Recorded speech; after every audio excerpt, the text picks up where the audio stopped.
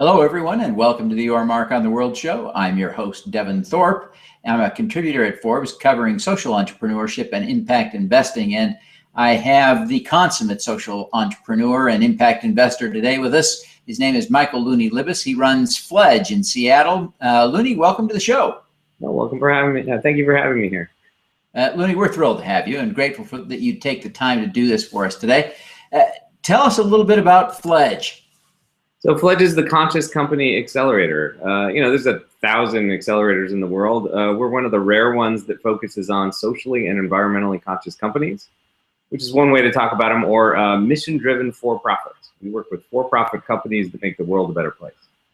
So, Michael, why did you tackle this? What inspired you to do this? You launched this in, what was it, 2012? Yeah. So the quick backstory, I was a tech entrepreneur for 20 years. Just standard stories, you hear them all the time. Nothing great for the world, maybe save $1, maybe make $1. And then I woke up one day and decided that I knew something about entrepreneurship and I wanted to help more entrepreneurs, but not necessarily these impactful ones, just any entrepreneurs. And I searched for something to do, and I wound up serendipitously in the back of a strange business school. It's now called Pinchot University. It is the first business school in the world to teach how to do good by doing business. And after 9 months of mentoring there, when my then software company left town on me and I had to do something new, I couldn't do something that was just tech. I had to do something that was going to make the world a better place. And because I love helping entrepreneurs and because I really want to make the world better, I decided not to start one company, but to start an accelerator that would help as many companies as possible. We got 39 graduates and 52 total so far. Well, that's really the exciting part. Tell us a little bit about some of your hatchlings. Fledglings. Oh my gosh. Yeah. Please forgive me. They're a little bit past hatching now. Yeah, they run the gamut. They're companies in 14 different countries, and their impacts run from the high end, which is one company that makes cotton recyclable. So paper is recyclable, aluminum is recyclable, while next year cotton clothing is recyclable. Goes all the way to the other end. We have a whole lot of companies in Africa. We have 2 of the largest Cookstove companies in Africa, companies making fuel over there. We have companies growing chickens and fish and fruits and vegetables.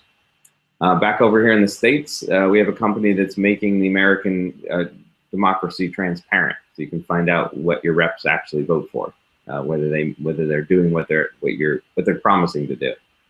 We got a company from the Republic of Georgia, which is now here in Seattle, that decided that free speech is their big issue, right? They grew up in the Soviet Union, and then they grew up in Georgia when it became independent, and they wanted to bring free speech to the streets, and they're doing that with a social media platform.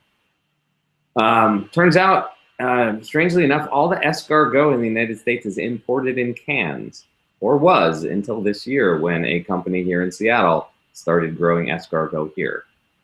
And it just keeps going and going and going. We do crowd lending for local businesses. We do goat aggregation in Zambia. We do green building marketplaces in Shanghai and on and on and on. Yeah, great stuff. Let's talk about one of the things that is really close to my heart and obviously to yours as well is the Cookstove issue, because there are so many millions of people who are apparently dying every year because they're cooking over an open fire in the house and creating just an incredibly toxic environment. Tell us a little bit about your stove companies and how they're faring and how, the progress they're making towards solving that problem. Yeah, so it's a humongous problem. I had no idea until 3.5 years ago, when the first company came into Fledge. The stats are 4.1 million women and children die per year of smoke, of cooking. Yeah. Right? Not smoking cigarettes, but just cooking, the smoke from cooking, which is a bigger death toll than basically all the diseases in the developing world, all the malaria and all the TB. Yeah. And it's just caused because the #1 way to cook is what's called 3 stones. You put 3 stones on the ground, you put some some wood or some charcoal or some cow dung or whatnot, and you light it up, and there's no chimney, so your house just fills with smoke, right? And it was the same way that they cooked in Europe 200 years ago or 300 years ago, and it just hasn't caught up yet. And so there's 4 cookstove companies in the Fledge portfolio now. Wow. I'll tell about 2 that manufacture stoves, large amounts of stoves. The first one to come into Fledge is called Burn Manufacturing. They took a path of raising a large sum of money. They raised a few $1 million. They built a very modern factory in Kenya. They just announced they produced 100,000 stoves in the first 2 years of operations. Wow. And they're doing great. Tell us about the stove. What kind of technology are they using for the stove? The stove is some steel that's been turned into a cylinder with some technology in the inside in terms of how it's laid out to make the airflow as optimal as possible. So does it have a chimney, or some of the stoves I'm seeing don't have chimneys? It's a larger than a coffee can, but otherwise it's a cylinder. You put the pot on top, right? Every stove has to be every stove in every region has to be designed for the food that's cooked in that region. And so in East Africa, they cook things in pots. They cook stews. And so the pot sits on top of the stove. The stove is about the same size as a large pot. There's a gap for air. You put charcoal inside. And the nice part is 2 things. 1, you put half as much charcoal in as if you were cooking on 3 stones. And 2, there won't be any visible smoke. And so not only do you lose the smoke in the house, which is a good sign, but also you save money on fuel. And we're talking about this is being sold mainly to people who live on $2 a day. And so if they can save 10 cents, 20 cents a day on fuel, that's a very large amount of savings. Yeah, huge impact. Tell us a little bit about their distribution model. That's got to be a challenge. The people don't live next to the factory. Yeah, so they're selling mostly to the people in and around Nairobi. And so charcoal is the #1 fuel in and around Nairobi. There's a large urban area and then or a para-urban area outside Nairobi, right? We'll call them slums. And so those people don't have access to trees. They don't have access to ag waste. They go and buy charcoal in the markets. And so that's their market. And their distribution is varied, but the most interesting is they are the only cook stove you can buy in a bank. And they did that because the stove is $42. And so that's a few months savings for people. Yeah.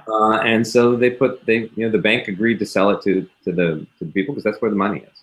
And they sell in supermarkets, and they sell in markets, and they sell to distributors, and they sell to a financing option available, or are people choosing to save up for that purchase? There are financing options. There's both the indigenous financing means, which are chamas and merry-go-rounds, we call them. And then USAID provided some funding to do a customer funding pool to make that possible.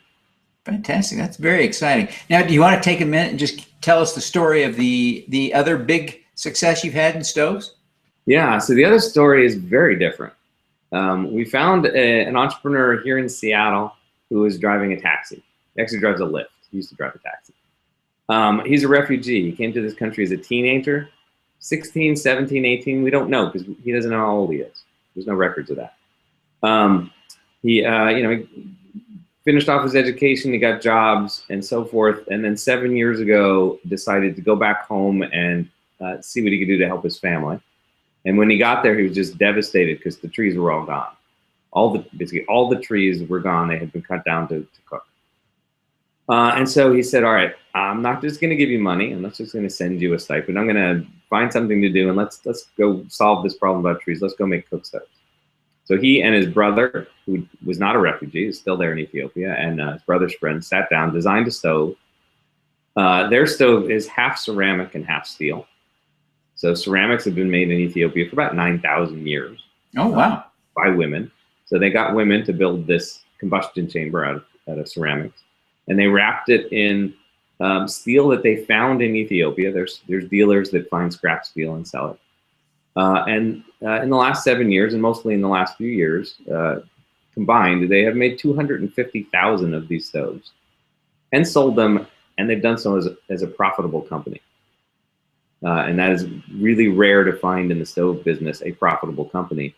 And unknown anywhere in the world have we ever found a company that has just kind of made it happen on their own without large grants, without huge amounts of funding, without any funding. In this case, just Yusuf and his taxi money that he brought in his pocket. Wow, that's amazing. So what do you see as the key to their success?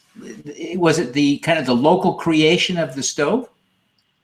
You know, I've looked at this. I've had lots of others, a lot of experts look at this. We talked to we're members of the UN Alliance for Clean Cookstoves, UN Global Alliance for Clean Cookstoves, and we've had them look at this because they know hundreds of companies.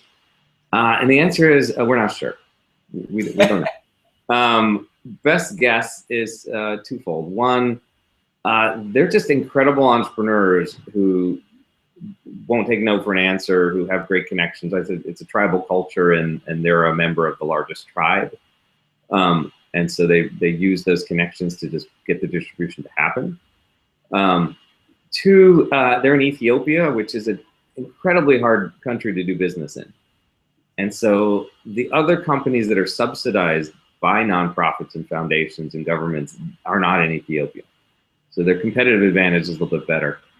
But probably most of all, everything's made in Ethiopia. The stove is sold for under $8. And wow. It's under $8 as a profit to both them as a wholesaler and the retailers. And so that's kind of the key is, oh my gosh, yeah. Talk about customer finance. No, there's no need for customer finance. It's a week's savings, not a few months savings. Yeah. And it pays for itself back in a month or two. And so do you want to kick, you want to use 3 stones and kill yourself? Do you want to buy a less efficient stove for $2, or do you want to like buy the really expensive one at $750 US? It's $120 per. Yeah. It sells rather well. In fact, we just can't make enough of them. That is amazing. $8. I spent some time in Ethiopia a year ago. Wonderful country, and exciting to hear about this. I wish I had had a chance to check it out then, but I didn't know these guys. But man, that's a powerful story. Are either of your companies here tracking or looking at any data to see if the objectives are being met in terms of health impacts? Not directly. So neither of them. I'd say that is something that a foundation would do or the alliance would do. But these are 2 for-profit companies, so they interact with customers and they know the customers are happy. And in the case of Obama Stove, they got repeat customers already, right? They've been around for so many years. The stoves will last 3 or 4 years, but they won't last forever. Yeah. And so the customers come back and they say, I love this stove. I need another one. Or they'll bring back one that's damaged, and Obama Stove will just fix it and hand it back to them. They got great customer service. And they know from talking to these customers that they do in fact use half the fuel. And we know from lab testing exactly what percentage that is. But we know from talking to hundreds and hundreds of customers that it's half the fuel. But whether or not the lack of visible smoke is going to kill less women than the smoke, all we have is outside studies for that. Yeah.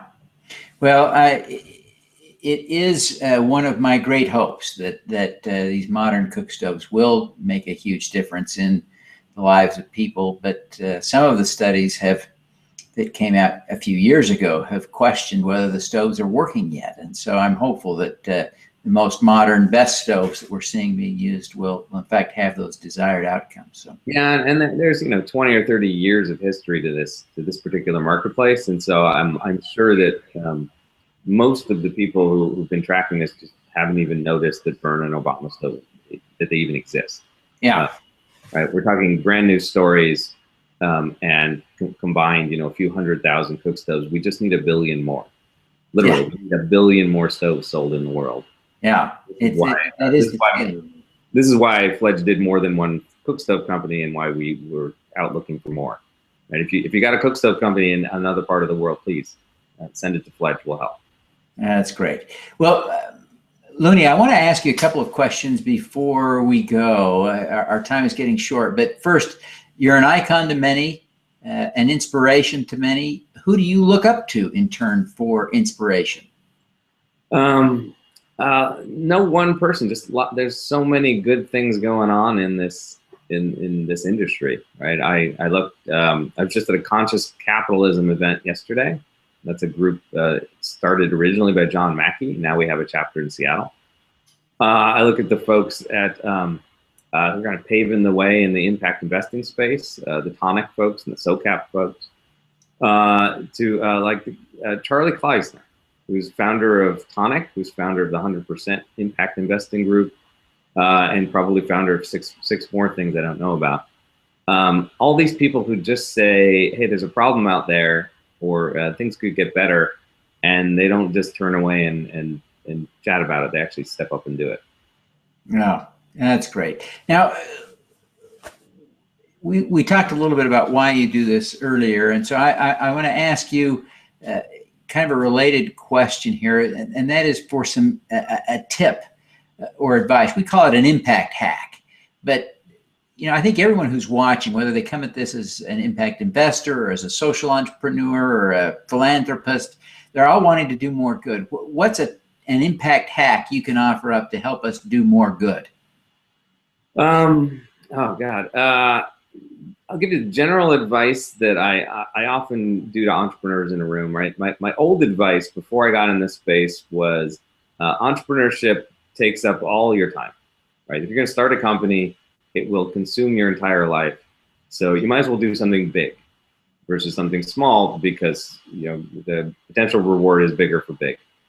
And then when I woke up and learned that you could do good by doing business, I've changed that slightly, which is, right, if you're going to consume all your time doing something, do something impactful, do something that's actually good for the world. And so if you're looking at a business and it's got a tiny little impact and it might help your neighborhood, that's nice. Can you expand that out to help your city? Can you then expand that out to help your state or your country or the rest of the world? Or at least can you be a great model for other people to copy for the rest of the world? Yeah, I think it's a great tip, a great impact hack. Luni, thank you very much for taking the time to be with us today. Before we go, tell people how they can learn more about Fledge, how they can engage. I'm sure there's some entrepreneurs who want to be a part. There may be investors who want to learn more. Address those issues if you could. Yeah, so it's a big stakeholder group. You can find information about Fledge on fledge.co. It's .co. You can read my writings on this topics and my advice at lunarmobiscuit.com. That's in the little lower third right there. And I also teach at the Pinchot University. You can find that at pinchot.edu. And if you're ever in Seattle, you can find me at Impact Hub Seattle. Fantastic. Well, Luni, thank you very much for taking the time to be with us today. We wish you every success in the great work that you're doing. Yeah, thanks, Devin. All right, let's do some good.